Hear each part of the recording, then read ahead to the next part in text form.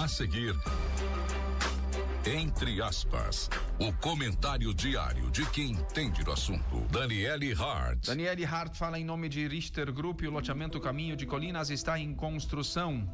Entre em contato agora com o seu corretor e garanta condições especiais. E Free Turismo, 30 anos de experiência, realiza sonhos e cria viagens sob medida para cada cliente. Daniele, bom dia, tudo bem? Bem-vinda. Bom dia, minha gente. Eu estou bem, espero que vocês também. Também. Estamos aí em dezembro. Eu pensava sobre a pauta e pensei que tem questões que a gente não precisa reinventar, né? Final de ano, a sensação, quando a gente fala aí de emoções, de vida de propósito, de felicidade, sempre aquele misto, né? De eu fazer um encerramento, mas também já fazer uma projeção, ou seja, nós nos encontramos numa encruzilhada. Mas encruzilhada nem sempre é algo ruim. É um momento onde eu posso decidir para eu tomar decisões, que eu vou para a esquerda ou para a direita, para cima ou para baixo, né? Eu preciso fazer o quê? Olhar um pouquinho o retrovisor da vida. Então estamos em dezembro, já cansados. Esquerda e direita, o pessoal já fica. Calma aí, pessoal. Existe lateralidade antes de partido político, né? Dá para ir reto? Dá para ir reto, né? Dá para ir reto. Se existem dois retos, dá para ir. Vai reto, né? Vai reto aí. Mas quando a gente fala, então, sobre essa encruzilhada e final de ano, existe um efeito psicológico que se chama de recomeço, ou seja, o nosso cérebro, segundo os psicólogos de comportamento, ele funciona muitas vezes no primeiro dia, na primeira semana, no primeiro dia do mês. Então, nós temos uma combustão, assim, de energia para o recomeço, que eles chamam de fresh start, que em inglês significa recomeço, né? Então, alguns psicólogos fizeram pesquisas bem aprofundadas e realmente tem um valor científico importante, que fala que a gente, sim, se a gente tem essa tendência no dia do aniversário, fazer reflexões e dizer, não, eu quero ser um novo eu. No começo do ano a gente também faz, né, essas avaliações, análises, costumeiramente as pessoas fazem isso, talvez alguns não. Eu já acho que quem criou esse negócio de calendário já fez pensando nisso também. Pois é, porque há uma natureza para isso, né? Uma natureza que pode ser adquirida a partir dos nossos comportamentos ou também algo mais biológico. Sim. Biológico também é importante porque nós precisamos de recomeço, porque muitas vezes a gente toma uma atitude, uma ação e não dá certo. Eu preciso recomeçar, inclusive para sobreviver. Sim. Por que eu trago isso? Porque final de ano também é um momento, então tem já essa mística, né? Essa energia aí psicológica de recomeçar, mas também é muito importante a gente entender o valor das metas. Quando a gente fala em meta, normalmente está associado ao mundo corporativo, né? As metas de venda, as metas disso e meta daquilo, que também é importante. Sim. Mas a nossa vida também precisa de metas, não necessariamente metas para eu somente associada à vida profissional, mas à vida pessoal, que é o que ancora na sua vida de forma geral. Uma coisa liga a outra. Isso aí. E por que é importante metas na nossa vida? Porque ela dá direção.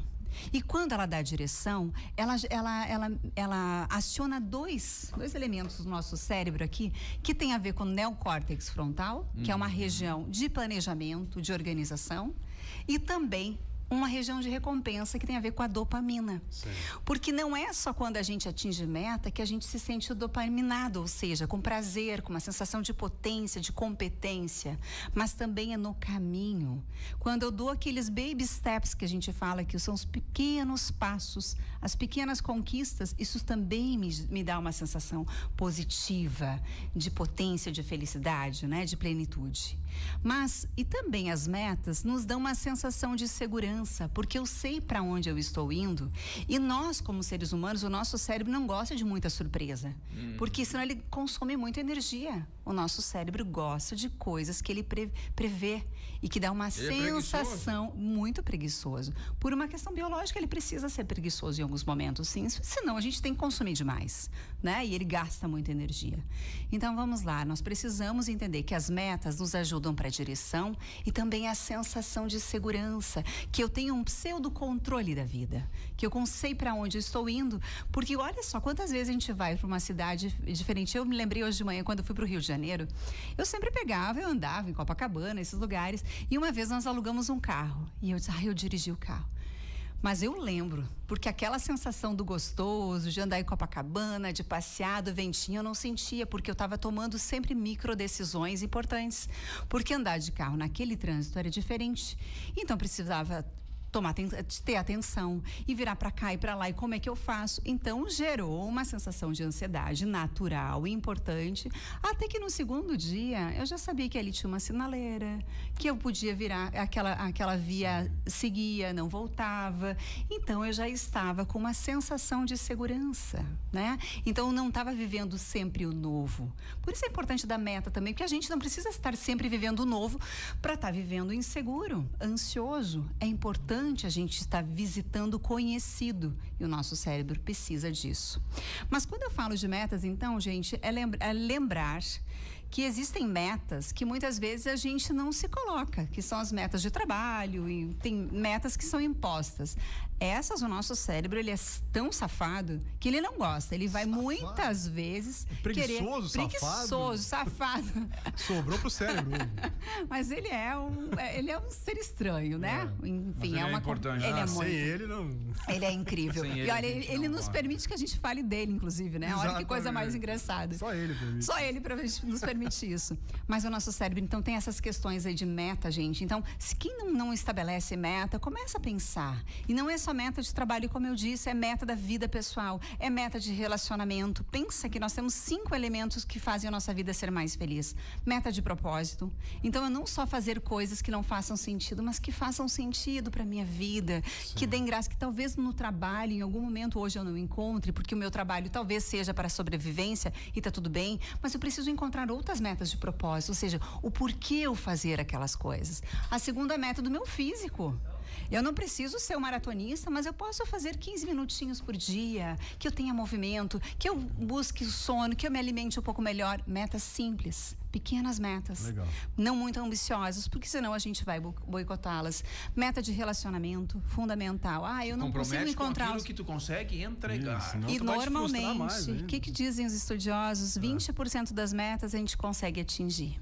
20%? 20%. Só 20%. Gente, é muito pouco, porque a gente é muito otimista, Então a gente faz uma meta que não é sonhador. alcançável. A gente quer ir pra China. Pra China e não tem nem emprego. É isso aí. Aí tu atinge 20%. Por outro lado, isso nos impulsiona.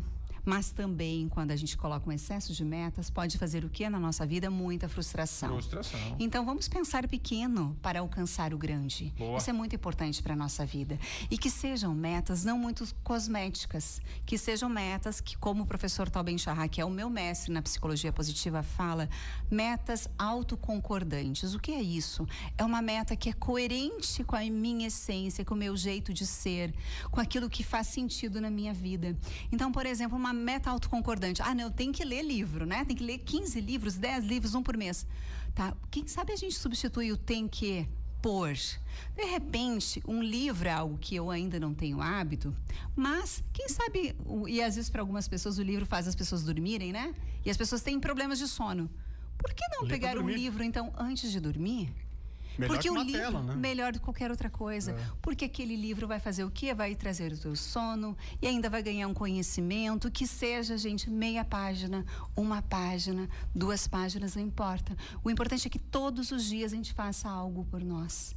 E esses pequenos hábitos é que vão construindo a nossa vida ser muito melhor. Então pensa em metas cosméticas, não é meta para colocar fotinho no feed, mas é para viver. Não é meta para eu mostrar para o outro que eu sou importante com um novo emprego que eu estou, mas é porque eu sinto que aquele lugar é para mim. Então a gente precisa trabalhar mais com metas de essência e não de aparência.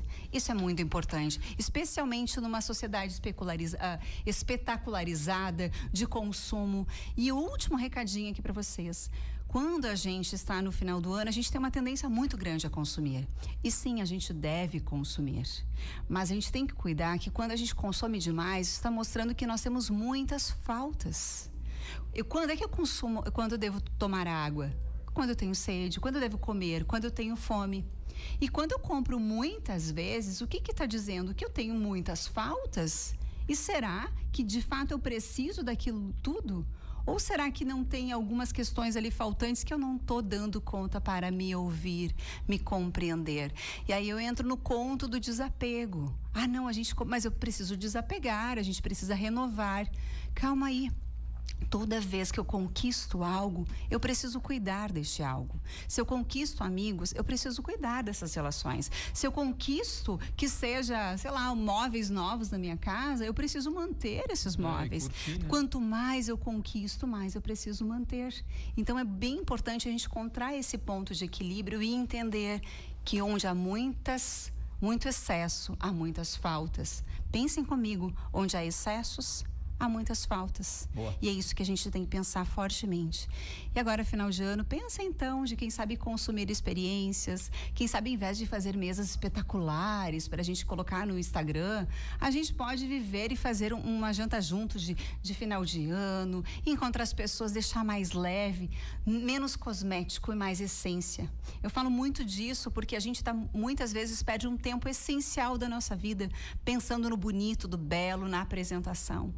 Quando por vezes por dentro a gente não dá tempo para conversar com essas pessoas, a gente pode cozinhar juntos no Natal. A gente pode estar junto e fazer coisas mais simples, mas que tenham essência nesse momento. Porque a felicidade está nesses pequenos gestos, nas pequenas questões que têm essência e não aparência. Pessoal, e lembrando também, quando a gente projeta final de ano, a gente às vezes projeta um mundo perfeito, com pai, com mãe, quem tem, né? Com filhos. Mas a gente faz projeções que nem sempre a gente consegue realizar. Então, o Natal, o final de ano, ele pode e deve ser comemorado cada dia um pouquinho. Porque às vezes no Natal a gente não está com a pessoa que a gente mais ama. Às vezes a gente projetou um Natal com muita gente e essas pessoas não estão por alguma razão. Porque elas não estão mais nesse plano, talvez. Porque houve um desentendimento e aí não se conseguiu estar junto. Ou ela priorizou um outro momento. Mas o que eu quero trazer é que a gente faz projeções muitas vezes idealizando o momento perfeito em família e quando vê alguém adoece. Então que a gente consiga fazer cada dia um pouquinho pelas experiências positivas do nosso viver. E a gente não projete somente numa virada de ano, no Natal. E se não der para fazer um Natal com todo mundo junto, faz um momento de janeiro, fevereiro, março ou agora, semana que vem, mas o importante é a gente celebrar e comemorar. Isso é muito importante, porque o nosso cérebro nos engana. A gente projeta tanto e quando vê, a gente não consegue realizar, porque a gente idealizou uma vida que na verdade acontece no momento presente. Perfeito, muito bom. Metas que sejam alcançáveis. Muito bem, gente. Abraço bom dia para vocês. Daqui a 2 semanas, é véspera de Natal, né? Daí já tá aí. Traz o assunto aí a gente canta, então é Natal. Maravilha. Dani Hart, nossa comentarista das quartas-feiras, muito bem.